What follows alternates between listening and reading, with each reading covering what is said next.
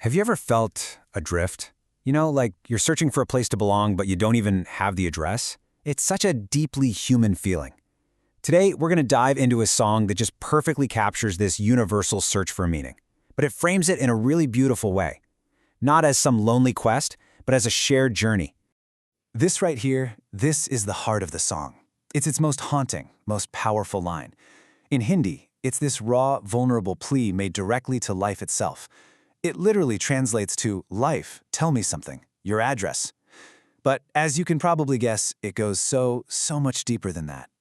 And this is what that plea is really asking. It's the central question that drives the entire song. See, it's not about a physical place, like a house or a city. It's about finding an emotional home, a sense of purpose, of identity. It's a question that just grabs you right from the very beginning. So, life asks this huge, profound question. How does the song even begin to answer it? Well, what's interesting is it doesn't give you a map, it doesn't point to a destination.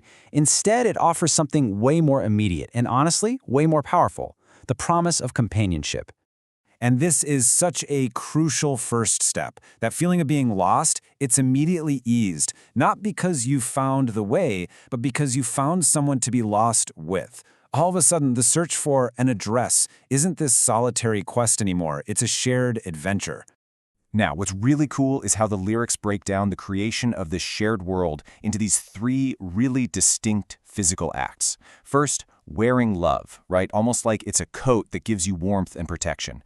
Then there's the incredibly intimate act of writing a name on a palm. It's like a claim, a connection. And finally, the simple trust of just resting your head on someone's shoulder. These aren't just pretty lines of poetry, they're literally the steps to building a safe space together. Which brings us to the song's first big idea. The address isn't a place on a map at all. The address is the other person. Each one of those gestures is another way of saying, "You are my home. With you, I know exactly where I belong." The search for a location becomes the discovery of a person. Okay, so let's see where this goes next.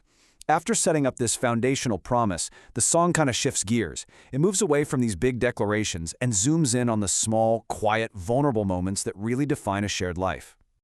I mean, what a beautiful image, right? It's not about grand adventures anymore. It's about pausing, finding shelter under a starry sky, and sharing something deeply personal, letters from the past. This quiet, intimate moment becomes its own kind of sanctuary on the journey. And this shows us something really important. That progress on this journey isn't always measured in miles. Sometimes the most important part of the journey is just stopping. These moments of sharing your past, your vulnerabilities, that's the fuel that lets the travelers keep going. I absolutely love how this next part is visualized. The song creates this perfectly balanced space for being vulnerable. It's not one-sided. It's you complain a little, and I'll complain a little. This isn't about being negative. It's about creating a safe space where both people can be totally imperfect, where they can share what's weighing them down without any judgment.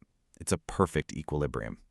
And all of this beautiful, open vulnerability, it all rests on one single, simple condition. One really profound plea. Just don't be upset. That is the foundation of their sanctuary. It's the promise that allows for total honesty. The assurance that being vulnerable won't be met with anger or rejection.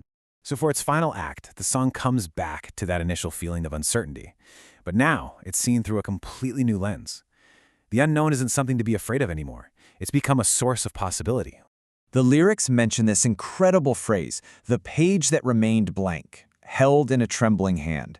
And this isn't about failure or an incomplete story. No, it's a really powerful metaphor for the future. It represents all the things that are yet to be written, yet to be discovered, and the beauty in not knowing everything. And that's the stunning conclusion.